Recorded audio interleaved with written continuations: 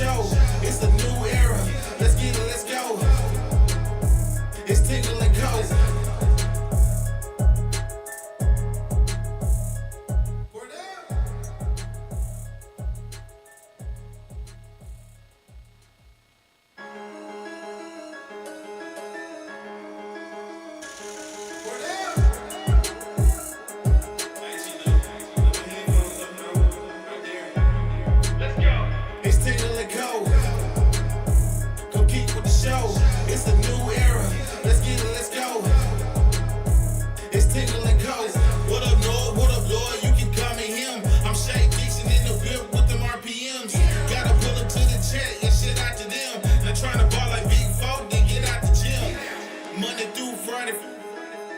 When you see that notification, we about to go live.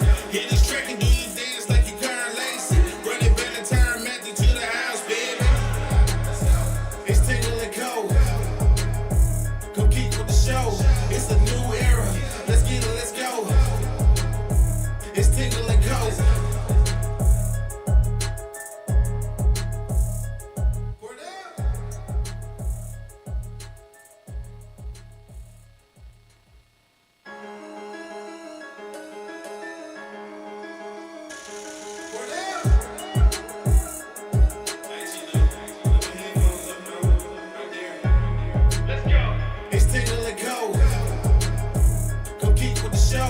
It's a new era. Let's get it, let's go. It's Tingle and Co. What up, Lord? What up, Lord? You can call me him. I'm Shay Dixon in the whip with them RPMs. Gotta pull up to the chat and shit out to them. Not trying to ball like Big Four, then get out the gym. Monday through Friday. When you see that notification, we about to go live. Hit this track and do your dance like you Kewan Lacy. Run it back the time, Matthew to the house, baby. It's Tingle and Co. Come keep with the show. It's a new era. Let's get it, let's go. It's Tingle and Co.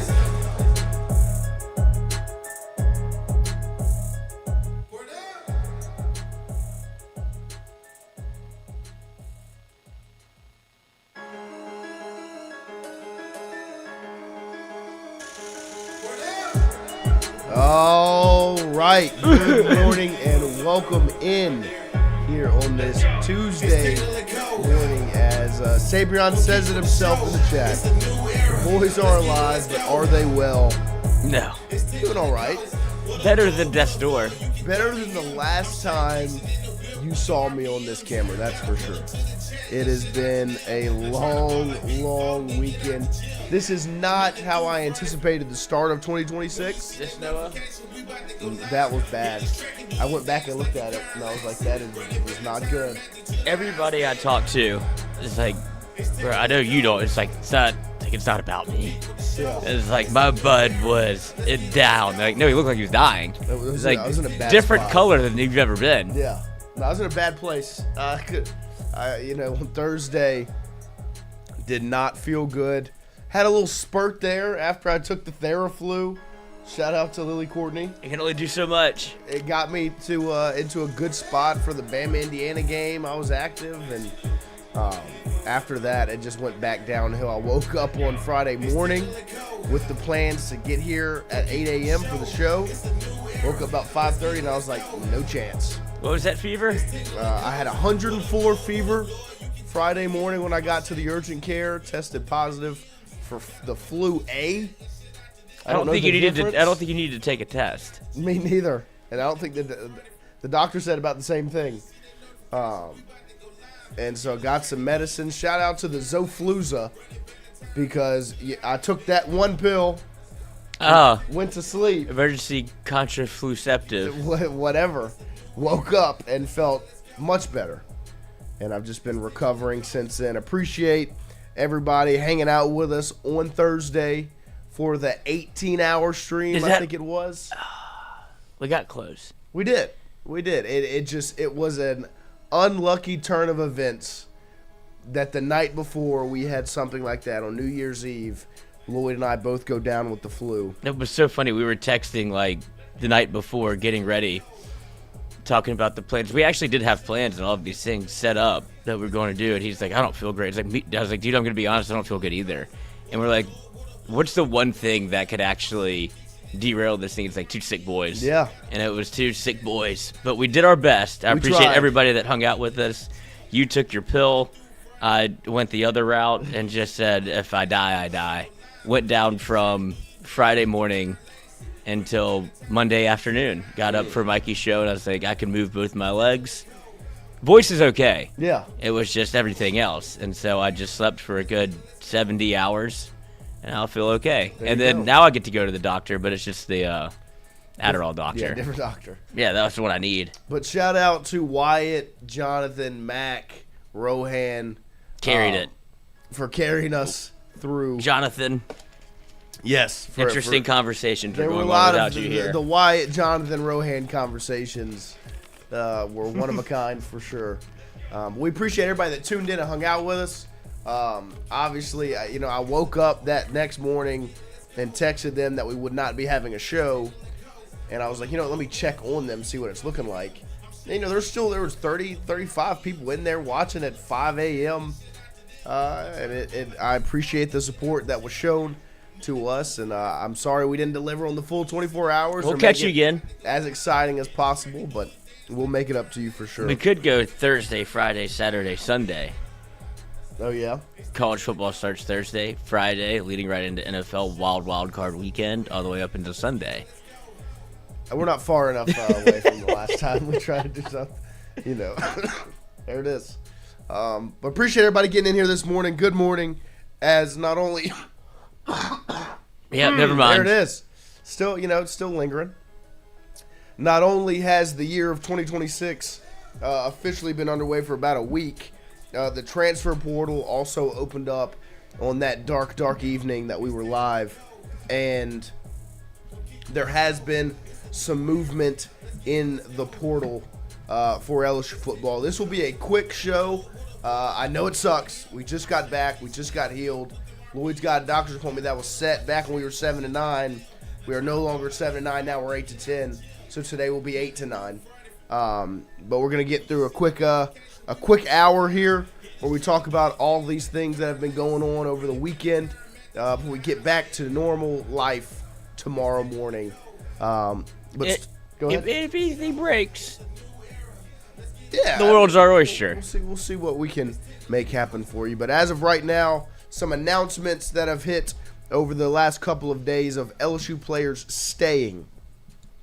Whit Weeks, Charles Ross, Deshaun Spears, Zack Weeks, Michael Turner, Jakeem Jackson, Aiden Anding, PJ Woodland, DJ Pickett, Dominic McKinley, Trey Green, Jace Thomas, Brandon Brown, Buddy Mathis, CJ Jim Coyley, Tamarcus Cooley, Devon Keys, Harlem Berry. And then you've had a good bit of portal entrants. Kylan Billiot, Jelani Watkins, Ashton Stamps, Ahmad Bro, Wallace Foster, Jawan Johnson, Caleb Jackson, Colin Hurley, Carius Kern, Javian Toviano, DJ Chester, Cohen Eccles, Tyree Adams, Austin Osbury, Paul Mabanga, Princeton Malbrew, Malachi Lane, shout out to Christian, Ori Williams, Joel Rogers, Donovan Green, Kyle Parker, and then the new names that have entered since the last time you heard from us, Destin Hill, JT Lindsay, Kyrie Lee, Michael Van Buren, Teron Francis, Zion Williams, and kicker Aaron Burrell. And then LSU has added, 4 players through the portal? Jackson Harris, wide receiver from Hawaii. Racine Guillory, running back from Utah. Malachi Thomas, a tight end from Pitt. And Trey Brown, wide receiver from Old Dominion. So 4 portal additions so far for the Tigers, and all 4 have been offensive additions. And I don't think that should be any surprise. I think when you look at, you're going to have a class of 25 to 30 was the expectation. The majority of that is going to be offensive players. And the reason why is what I just ran through down that list of portal entrants, right? I said your whole wide receiver room and your whole offensive line, pretty much. You have to completely rebuild those rooms. Currently, you have 2 running backs with Harlem Berry staying and Racing Guillory, who's committed out of the portal. Wide receiver-wise, Nick Anderson, Phillip Wright, the two you've added. You've got a tight end. You add a Malachi Thomas to a Trey'Dez Green. And then offensive line-wise, you got to do a lot of rebuilding there. And so expect to see continued additions offensively out of the transfer portal, because that is where you are completely rebuilding this roster. Go ahead. Before the portal opened, and with all of the gusto and bravado in which maybe LSU and Lane Kiffin had made of the transfer portal opening, where would you think LSU would rank today in the transfer portal before all the moving and shaking that has happened up to this point? Just based off the way they were speaking about it, I would assume you need to be in the top 3. Where do you think they are now? Probably between 10 and 15. 56, wow. Yeah, I mean, look, you obviously you've lost a lot, as you can see there, and you haven't added all that much just yet. And what you're going to need to see, and I'm not trying to be too high and low with commits and entries and all of these. I'm not trying to, ride the emotional roller coaster that it can be. But if you're going to try to meet the expectations that are set for 26, it's going to be a big, 10 days before that portal closes on the 16th, right? Yes. And it's the only window in which you can operate. There's no second window. And the top 3 teams, this is all on 3 transfer portal news. Yep. The on 3 transfer portal index. Number 1, care to take a guess? Texas Tech. And number 2. Number 1 would be who? Indiana. I should have guessed that. Yeah, they have added 8 players in the portal while they're still playing, which is very Jay Johnson-esque. Texas Tech is number 2, adding also 8 players. And then Ole Miss sits high atop, number 3, with their just poaching LSU's roster. Yeah, I mean, you're gonna have to you're gonna have to start making some moves. Now, look, Sam Leavitt was on campus yesterday on a visit. You get Sam Leavitt committed and or signed, you jump from, what was that, 56? In top 10. Right, you jump up extremely high, as he's one of the top players in the portal, and extremely important to what LSU's roster is going to consist of. And as of right now, excuse me, that is what the main focus is. You have a lot of holes to fill, and quarterback is the biggest one. And as of right now, you're kind of in a, I would say, Sam Leavitt or bust situation where you don't get Sorsby, which wasn't expected. You weren't. I wasn't expecting to get Sorsby over Texas Tech. That seemed like the move that was going to be made. Now, there was some excitement, and 247 puts in a crystal ball and all those things, but he ends up where you'd expect him to end up. Now, with Leavitt getting onto LSU's campus, not visiting Texas Tech because of Sorsby, it looks like LSU's attention has fully turned to Sam Leavitt, the Arizona quarterback transfer. And with that, you have to go all in, because who else are you going to get? We listed out 4 names that Shea Dixon put in his On 3 article last week at the quarterback position. There was Sorsby, Leavitt, Chambliss, Lagway. They haven't they haven't gotten Lagway on a visit. They haven't been very pushing very hard for DJ Lagway. So take his name out of it. That leaves you with Chambliss, Sorsby, Leavitt. Sorsby's going to Texas Tech, is already committed and signed. Leavitt visited LSU yesterday. And Chambliss is going back to Ole Miss. And that's where this has all gotten a little messy, I think. And really where I think fans, this is where the emotions have come from, that where people are beginning to be upset. this has all kind of gotten screwed up. It's been the messiest situation I could imagine. Much messier than I think I anticipated. When you go get Lane Kiffin, it was the right move. It was the right hire. Great job. But everything that has followed has just been a mess. And it's been really, to me, kind of a game of PR tag. Where it's, well, Lane Kiffin and LSU don't want to be the bad guys that don't let their coaches go coach. If they want to do that, but they really don't want them there, but they don't want to look like the bad guys. So, and then Ole Miss and Pete Golding, they really don't want LSU's guys in their building, but they also want to win. Excuse me. So who's going to give, right? Nobody up to this point. It's been back and forth and back and forth. And ultimately, the biggest wrench in the whole thing happened last Thursday evening. We were live, sitting right here, watching it on that television as Trinidad Chambliss and Ole Miss defeat Georgia in the Sugar Bowl. That was the biggest wrench thrown in the whole thing. Everyone anticipated Ole Miss to beat Tulane. Nobody was surprised.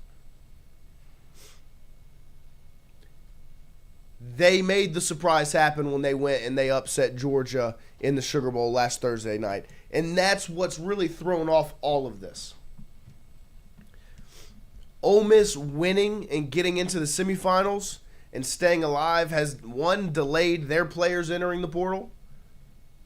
Because you look at Oklahoma State, okay, they've recruited the heck out of North Texas's roster.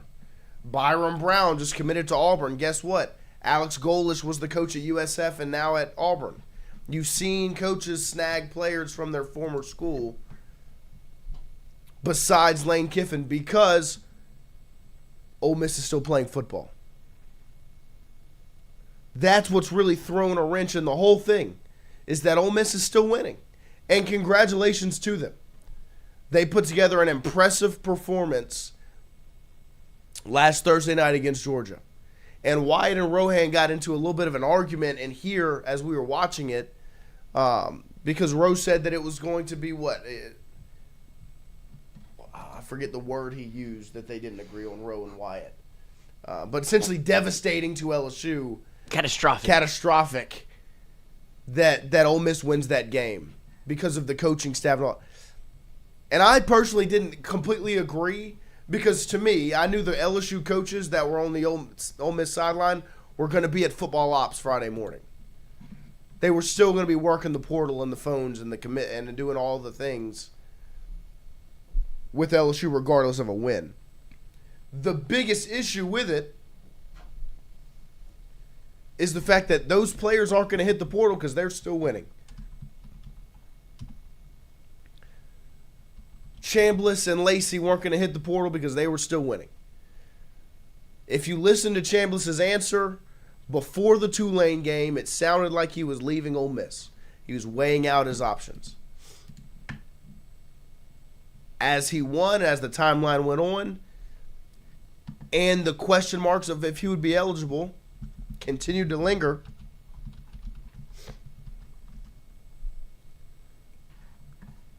and it led to the current standing. I think the catastrophic version of this, quote unquote, if it hasn't happened already, if that's how you want to view it, is if they do get to the national championship, right? Because that falls outside the portal window of the 16th, the national championship, January 19th. And I do think LSU, and maybe this is me speculating, but I feel like everybody kind of had last Thursday circled as, okay, everybody come home.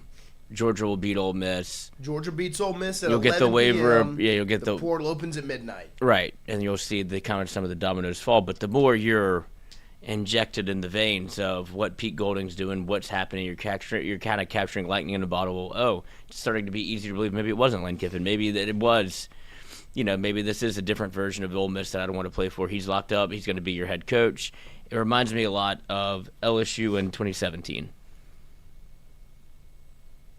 or 2016. Yeah. Whenever it became Ed Orgeron was the interim, and you start to see all of this momentum go, maybe he can do it. Maybe these guys really like to play for him. Why would I go anywhere else? Right. And then Ole Miss has the ability and the absolute gotta have it mentality of we will overpay for these people to stay so they don't leave, so it looks like we have saved face. And so they don't end up with Lane. Right. So you don't want to see everybody scurry out the door, and it's like you're left with egg on your face. Like, you want to make it seem as if you had won this entire situation, where if Ole Miss is lost to Georgia, there's probably a better chance of maybe you get to talk to Kewan Lacy more, or whatever it is, however you want to put the tampering situation. But the more you win, it's easier to re-sign because he's in the building, and all of those things. So I think that is where LSU put a lot of chips in that basket of this thing is going to be over. We'll have nearly 2 weeks to be able to start evaluating Ole Miss's roster, starting to put the bug in the ear of who wants to come over here, whatever it may be. Right. Chambliss gets a waiver. Maybe he comes to LSU. All of those things. Now he has continued to be on Ole Miss's roster, and the best bet for all of them is to stay at a place that feels comfortable. My contingent would be, who's going to coach you? Like, it feels real safe to be at Ole Miss right now when you see all these familiar faces that are going to and fro in the building, and whenever you wake up next fall or even in the spring, who is going to coach the offense? Who are you going to hire? Because they've made literally one hire, and it's going to be the guy that's already on staff to be their offensive coordinator that they don't trust to be their offensive coordinator in the college football playoff, like John David Baker, right? Yeah, no, they hired him. I think right. He was at East Carolina. Right, but that's the one. Yeah, but he's not the guy that's coaching him right now. No, not at all. So you're still going to have all of these familiar voices in the offense that you're used to. No, it's all going to change. Right now it feels very comfortable and easy to say yes, and then you throw X amount of dollars at both Kewan Lacy, Trinidad Chambliss, and I don't think enough can be made. We did say Frank would make an impact, and he's clearly making an impact. And when I look at the two situations, I am more surprised by the Lacy move than the Chambliss move, because when I look at Trinidad Chambliss, if you're LSU, you can't go all in on him, right? You can't make the push, and obviously he's still playing, he's not in the portal. But even if you're not LSU, even if you're any other school, it's not guaranteed he's playing football next year. Who? Chambliss. Yeah. So even like Ole Miss has secured his return, right? If he gets the waiver, pending the waiver. If he doesn't, it doesn't matter what he said to Ole Miss, right? He doesn't have the waiver, he can't play. And so if LSU gets Trinidad, if they lose to Georgia and LSU gets Trinidad and he's coming to LSU, then he doesn't get the waiver. Well, then you're sitting here and you're like, well, now what? Right now we're back where we started. We don't have the quarterback. And so I sit back and am I the biggest Leavitt guy? I think he's a good football player. I think he's a talented quarterback. The injury thing, obviously, I'm not a huge fan of. It sucks to think that he's going to come here if he commits and he's not going to be able to spend a spring window learning and throwing and building a bond and learning the plays and doing all the things on the field, right? Because he's going to be recovering from injury. That sucks. That's not the timeline of how you wanted these things to work out. But it's the situation you've ended up in. He's one of the top players in the portal. You have to get a quarterback. Sorsby's not available. Chambliss is not available. Leaves you with Leavitt. Right? So on the Chambliss front, LSU couldn't go all in after him. They excuse me. Dang it. That's why we're doing an hour. They couldn't go all in after him because it's not guaranteed he's going to be here. Lacy, on the other hand, I think is an interesting conversation to have. Personally, I don't think a running back is worth $3 million. But at the same time, the conversations that have been had have been what? Money ain't a problem. And so, if money's not a problem, running backs for $3 million, cash the check, right? What I do know is it is now even even bigger of a move to get Harlem Berry to stay in Baton Rouge than it was a week ago. Because the shoe-in, right? The layup everyone thought was coming. Kewan Lacy, LSU running back, isn't happening. He's staying in Oxford. He's going to stay with Ole Miss. And so now it is even bigger that you held on to a Harlem Berry. Because now it's no longer, Thunder and Lightning Harlem Berry, two-man backfield Harlem Berry. Now it's, guess what? It's your room. You're the back. You're the guy.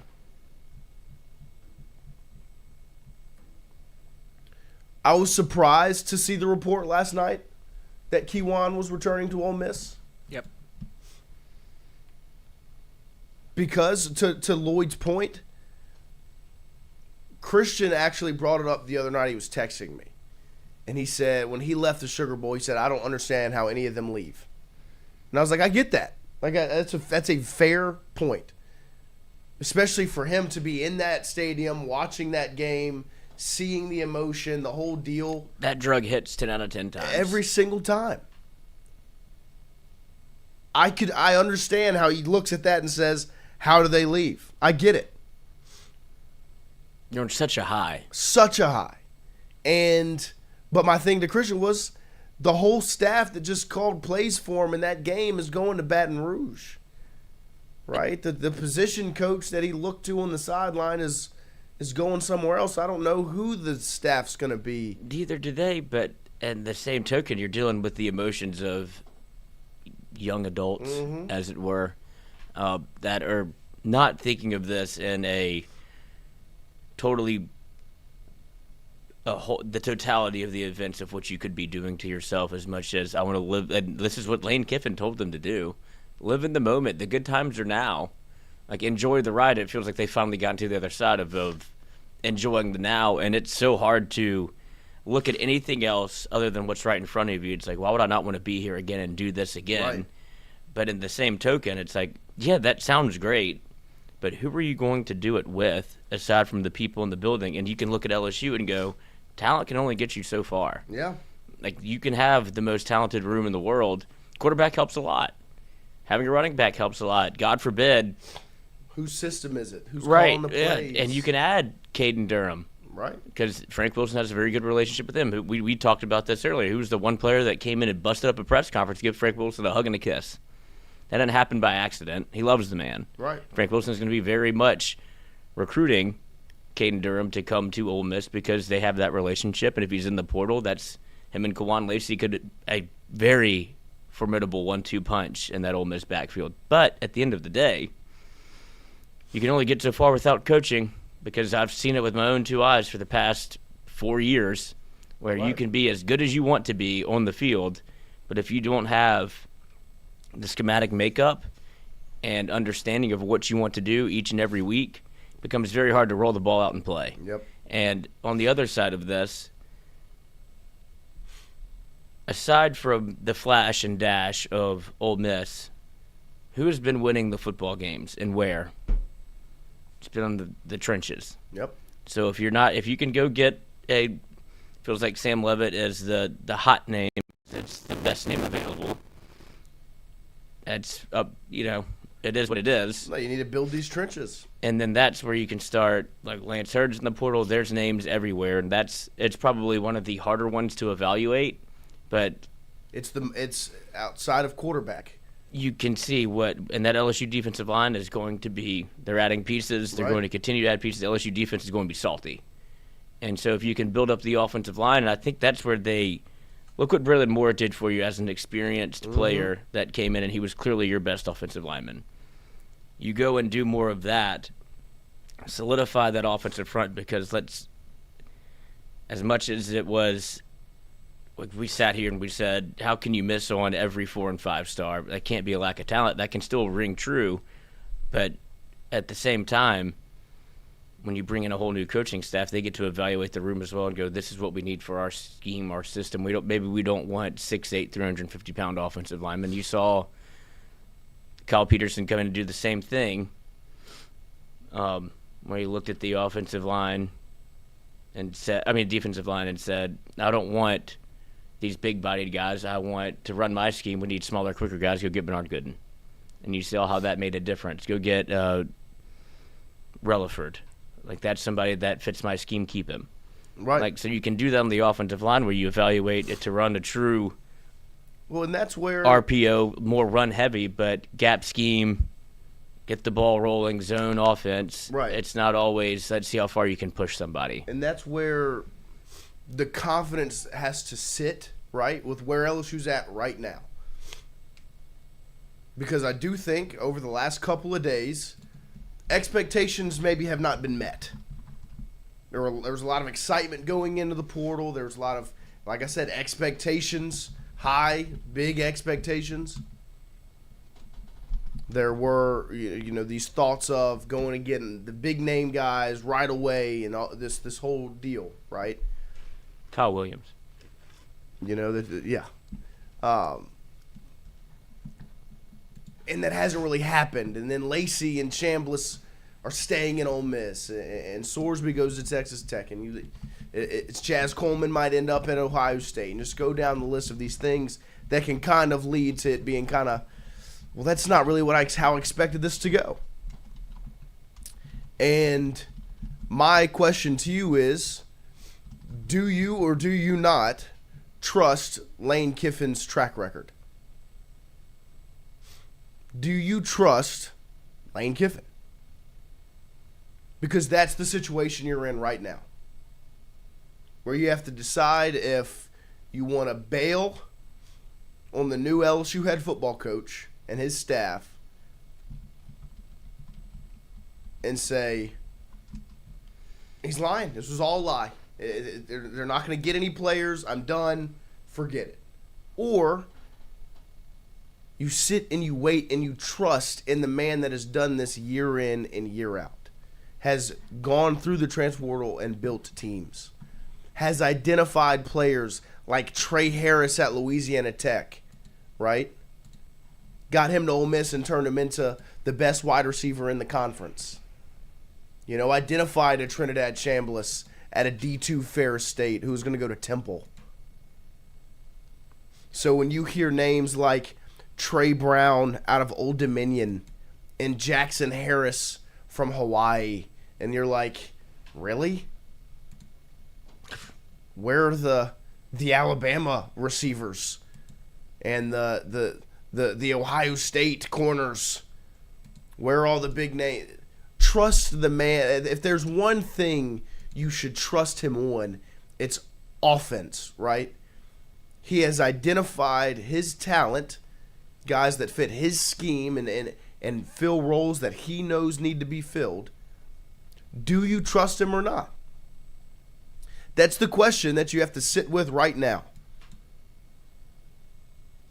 Do you trust Lane Kiffin's ability to identify talent, bring it in, develop it, and score points?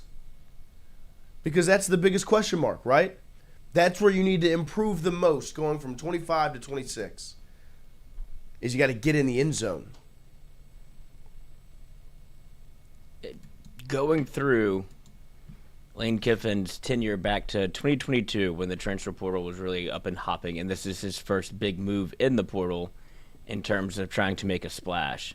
Only signed 17 guys, 23 out, 17 in, 7 4-stars, 3 5-stars, number one ranked portal class. Yep. So that's 17 he sprinkled on top, right? Went to go get very big name guys. Let's see if we can win a national championship. Yep. 2023, top 4 class, brought in 24 players, 33 transferred out, 16 3-stars, 8 4-stars. 2024, top 4 class again, 26 guys in, 23 transferred out, 18 3-stars, 5 4-stars. And then 2025, when everybody thought Ole Miss was down, they might give up, 24 3-stars, 6 4-stars. So you're starting to see a trend here where maybe you don't put all of your eggs in the star basket. Nope. He is identifying players Trust. that work in his system, his scheme, that are available to maybe be undervalued that are able to run what he wants to be called and knows that they fit in what he's trying to do. You've seen that in the wide receiver room already. It's not these 6'5", 230-pound, like, oh, Right. how'd you go get him? And that's where everybody's brain goes to. It's like, oh, Nick Harbor's going to be in the portal. Go get him. What has he done? Like, you're looking for people that have produced and people that have produced in a similar scheme, not just the best Right. player available. We've been down this road before with LSU. He's been down that road before as well. Didn't work out the way he wanted. Did he shit down his leg? Yes. But whenever you play this game of you have to add as many pieces as LSU is trying to add, you're looking under rocks for worms. You're not going to just go shoot a duck out of the sky. Well, no, give me Nick Anderson and Keep him. Marion Brown and Destin Hill and Those two still on the roster, by the way. Right. Or Nick Anderson is. That's still in the portal again? Yeah. He should stay. But you do all that for a Joe Sloan scheme that you really don't know what it is. So you get all the best guys and the top names. They'll figure it out. You get the shiny toys, but you have a scheme that doesn't exist. And do the players fit it? No, they didn't. Right? That's why he sucked. That's why he couldn't score points. Right? So now you have a coach that is identifying, right? Like Lloyd said, identifying players that fit a scheme. And you have coaches on both sides of the ball that are extremely good at that. Identifying players that fit what they want to do and who they are. So it is not time to panic and freak out. It is not time to be worried about what the Lane Kiffin era is going to look like. There are still 10 days of transfer portal window, plus whenever, if I do think if they were to lose outside of the window, like if they make it to the national championship, Ole Miss, and they lose or they win or whatever, I do still think there would be an opening somehow. It's a 5-day window. Yeah. But it's just getting going, right? Players are just now committing over the last couple of days. Visits are still happening, are still lined up, right? LSU's had multiple visitors on campus. They have, visitors set to continue to come through Baton Rouge. It is not time to freak out. It is time to trust Lane Kiffin, his track record, and who he is. It's time to trust Blake Baker, his track record, and who he is. This staff and who they are. And these rankings don't really mean anything because it's an impossible thing to rank. Just wait until they get on the football field. When we sit here, and look, I'm not going to sit here and say that I'm going to play this sit back, big picture. I'll wait till the end of the whole transfer portal to look at the names and we'll grade it out then. We will look at it on a day-by-day basis. It's a daily show. We'll continue to sit and look at the names that hit the portal and that commit and that sign, and we'll evaluate them as it happens, right? But my advice and where my mindset is sitting and trusting Lane Kiffin. This is why you went and got him. This is why the excitement is where it is. And I get it. Because the expectations for 2026 are higher than they should be. The expectations for next season are maybe ahead of schedule. Because you got Blake Baker back, and so you're able to retain some of these defensive pieces, which have been huge. Keeping a guy like Dominic McKinley, massive, right? Going down that list, Whit Weeks, huge. But then you look at that schedule, right? Look at what they're turning over offensively, right? Those things are going to come with a learning curve.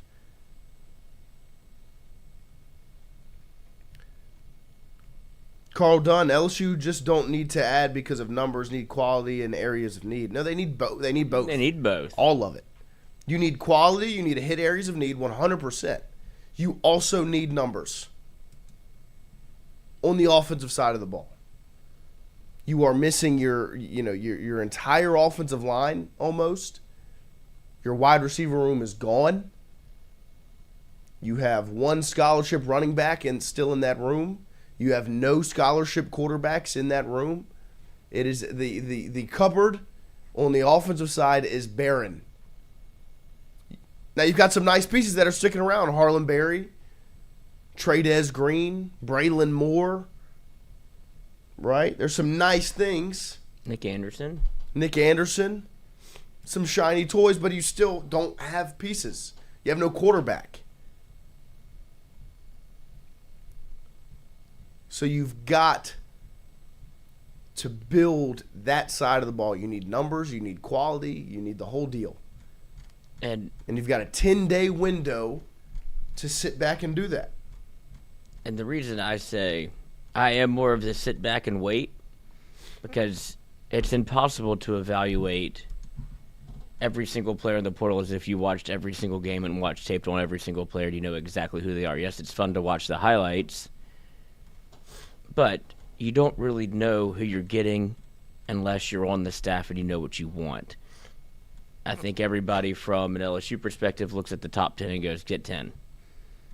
And I bring that up because I'm looking at these rankings from last year, and I'm scrolling, looking for one in particular name until I land upon him, Mansour Delane. Where was he rated? 64th. And what was he this year? 1. He was a Thorpe Award finalist. He was a unanimous All-American on every single All-American team. And he was ranked 64. 64 did to 52nd, whatever he committed to LSU. But still, the Still, point 50, from 52 to 1. to 1. Because when you got him to campus, you developed him, you put him in a scheme that fit him, and guess what? He turned into the best cornerback in the country. These things happen. You're going to identify players like a Trey Brown from Old Dominion who doesn't have these crazy gaudy numbers, and in the portal he might be number 73. But he gets to Lane Kiffin's system, and he's got a spring and a summer of developing and getting the resources that an LSU can provide that an Old Dominion can't provide, right? All of these things play a factor. Well, I would say not only did Mansour Delane have the same thought process as maybe Blake Baker of, I fit in that scheme. Blake Baker says, you fit in my scheme. Come to LSU and look what we can do for you. Right. I don't think Delane, I'm sure he knew he was better than what he was putting out at Virginia Tech. I need to go to a place that can, first of all, develop me, put me in a situation in which I can showcase myself, and third of all, put me on the national stage where I can become the player I think I am and get the awareness in which it changed his life. Mm-hmm. If he stays at Virginia Tech and does I committed here, I'll stay here. Sure, he could have the same year, but on even on a 6-4 football team, he was still a Thorpe Award finalist and probably should have won it. Right. Should have won. But he got to play at night on national television every single week and showcased his skills and made big plays in big games that people got to go back and see. Same thing for A.J. Halsey. Bernard Gooden's even further down that list at number 70. Right. Looked to identify a player of need at a position of need in a scheme that fits. Those are the things that you're looking for. So if you're out there star fucking, it really doesn't do you any good because we're not in the building. We're not the people that are built to evaluate what LSU needs. I know the positions that they need. I don't necessarily know the player that they want. And it comes down to, do you trust your coach to identify talent? To identify the talent and to make the right choices. Because if you don't, bully for you. Then I'm sorry. Because that's where you were, right? A year ago. And we didn't really trust Brian Kelly, but you trusted other guys. You trusted Blake Baker to get the job done there. And guess what he did? Drastically improved your defense since the second he walked through the door. And I think a lot of this angst comes from what LSU did last year. Of course. Where you made the biggest splash. You've never done it before. You've never been the big spender in the portal. Oh, you can go get this, this, and this, and this, and this is easy. And LSU was teetering, and it felt like a situation in which, they need me. They're willing to spend. I still think that's fair, but I don't think it's at the clip of, let's add a bunch of cherries to this sundae. Right. It's more of, we need big scoops of ice cream. Like, we got to build this thing from the ground up a little bit because you've had a serious coaching turnover and a lot of mainstay players that had a lot of voices in that room and a lot of relationships. This is what happens when you have a head coach that isn't involved. Right. Who do you look to next? Your position coach. So all of these guys, this is where Brian Kelly burns you again, all of these guys had relationships with their position coaches. So when they see them leave, they look around the room and go, who have I talked to? Who do I know? And if you don't stick it out and learn to get to know your new coaches, it's very easy to either follow one or say, I need to be in a different spot. And one of which is very easy to follow, and one that has been able to get talent, identify talent, and make relationships. And that's why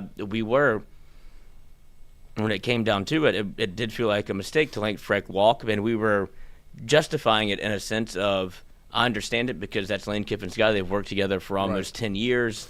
And if you bring Kewan Lacy in with him, then it's like, okay, fair trade. You get an all-SEC running back that ran for 20-plus touchdowns and almost 2,000 yards. Not the case. And now you keep Harlan Berry. That was the one, but now you might lose Caden Durham to him. Like, Frank Wilson very much has pull within that LSU roster, and you're seeing it bear fruit. But if you're an LSU player, like I said, you look around the room, and it's like nobody that I knew is here.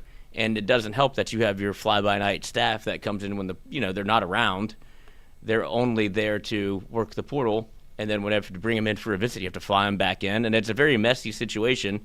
Like you said, LSU's trying to do right by Ole Miss and trying to play the good guy card. Right. A lot of this, and I do think that I think people are tired of it. From this perspective? Where's your mindset on? But that's why I think everybody circled the Georgia game. It'll be over. Now that it's not, and it becomes, hey, I'm starting to itch a little bit. You work here. Because that's where it, to me, because like I get it, like I understand the PR of being the good, because genuinely, if Charlie Weiss Jr. wasn't making the trip back to Oxford, who would be calling plays? Joe Judge? Well, it would be a mess, right? And so giving them the chance, and so now you're kind of at the point where you can't really be like, actually, no, we're going to take those guys back. Because now then it looks Indian giver petty and because we're winning now you want to make us stop, right? And I get it, but you do sit back and you look and you're just like, we give them too much leash. This is getting out of hand. Because we do need you to come work for the university that pays you, right? And this is now getting too long. And congratulations to Ole Miss for winning. Good for them that they took down Georgia on Thursday. But now you sit here and you're just kind of, personally, as a fan of LSU, you're just like, how much longer is this going to have to go on for? Before our coaches are in our building and they're not coaching this other team. And I think when you look at Thursday, it really was a change of plans happened. A wrench in the process happened. Everyone had the timeline in their head, right? Everyone expected Ole Miss versus Tulane. Who to win? Ole Miss to win that game in Oxford. And then turn the page to Georgia, Ole Miss in the Sugar Bowl. It was universally accepted. Georgia goes out, wins it, takes care of business. LSU coaches are in football ops right after the game. And Ole Miss players are entering the portal the second it opens. And then that doesn't happen. And now you're here. Now they play when? Thursday? Yes. Is that when their game is? Against Miami they would play. And so playing Miami Thursday at 6:30 p.m. Fiesta Bowl. Fiesta Bowl. They win that one. Well, you're still waiting for coaches and for players and the whole thing. And that this once again shines a light on the mess that is this calendar. And you can say what you want about it being messy because of Lane Kiffin and him leaving, and it's messy because the calendar is set up this way. This is the way it's going to work, and it just so happened Lane Kiffin left the team that he had built pretty dang good, and he had put in a pretty good spot. So we'll see the way it continues to shake out. You got 10 days left of transfer portal action. LSU is going to make a lot of noise within those 10 days. He's got a lot of holes to fill, a lot of spots to fill. You need players at a lot of positions. You need a quarterback. It's going to be a big 10-day stretch. Trust Lane Kiffin and his staff and their ability to identify talent and what they can bring in. And we have, courtesy of FanDuel, Dan Lanning seems to have fixed the sport with his idea that I don't know if he's falling upon deaf ears, but this seems like a pretty good idea, and FanDuel agrees. Shout out to our sponsor of FanDuel. Dan Lanning's plan for college football. Season starts 1 week earlier. Games every Saturday in December. I agree. National Championship on Jan 1. Transfer opens after Jan 1. Boom. I think it would have worked out perfectly if the National Championship was played last Thursday and then on Friday the portal opened. Because you have multiple weeks of football left after the portal opened up. The portal is open right now, and you play 2 football games this week. With players that will for sure hit the portal. With players that will hit the portal. Some won't be given their due diligence to be able to do so because of the timeline. And it's also, you've got teams at an unfair advantage where one team has gotten a bye and won the next football game in the college football playoff in this 12-team era. It was Indiana dog-walking Alabama last Thursday. Outside of that, every team that's got a bye has come out flat and lost the game. And it's because they had a 25-day break between football games. You're not built. That's not how the season works. You know how the season works? You play on a Saturday, and guess what? You've got a week, and you play on the next one. Creatures of habit. It's the way the sport works. But instead, we've got this calendar that makes it a 25-day gap. For television. For TV.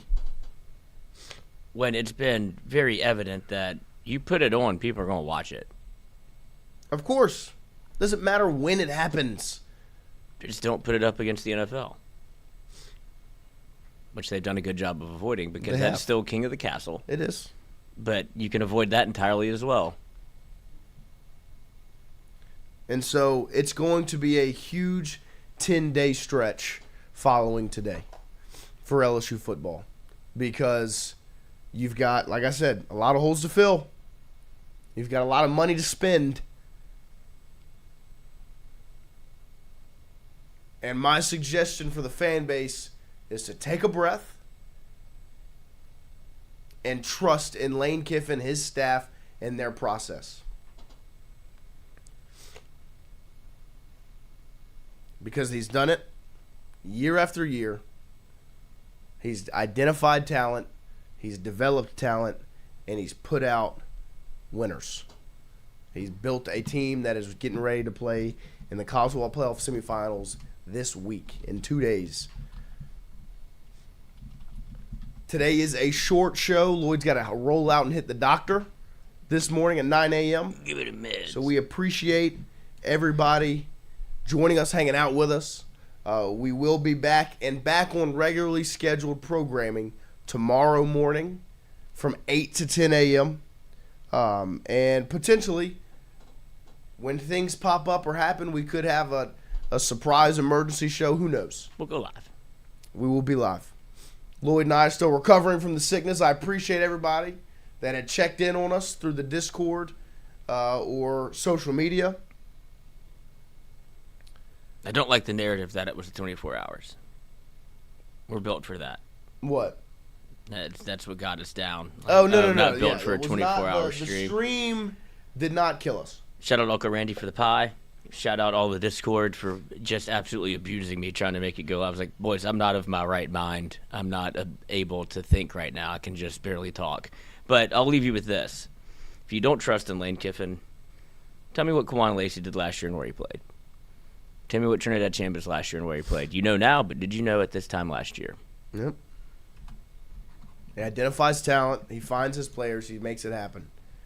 Other things, just a little bit to close it out this morning. LSU men's basketball tonight versus South Carolina. Look to get on track after they almost pull it off against Texas A&M this past Saturday. They lose 75-72 without DJ Thomas. We'll talk more about that tomorrow as we'll recap both of those two men's games, the one that's happening tonight and the one from Saturday. And also LSU women's basketball has opened up SEC play 0-2 after losses to Kentucky that we watched during our live stream last Thursday, and then Vanderbilt on Sunday. They lost that game. So 0-2 to start conference play for Kim Mulkey's squad. What's been a rough start to the SEC season. So we'll talk about all of that moving forward this week. We appreciate everybody getting in here this morning. Lloyd and I will continue to recover, feel better, sound better. Sorry for my coughing and my sniffling as I'm still Just 'cause he getting cares. the flu off my back. But Lloyd will go get his good medicine. I'll give you one. No, I don't need It'll clean you up. it. No, it won't. It does. I'll It, be it, all right. it I makes need some jerk chicken from Rowan David. That really opens up the sinuses. sinuses. So appreciate everybody getting in here this morning. We will be back tomorrow morning, 8 to 10 a.m. right after this. Not Stop. right after this. Tomorrow morning. Right at, 23 hours. 20-something hours. Stop listening to the burner accounts.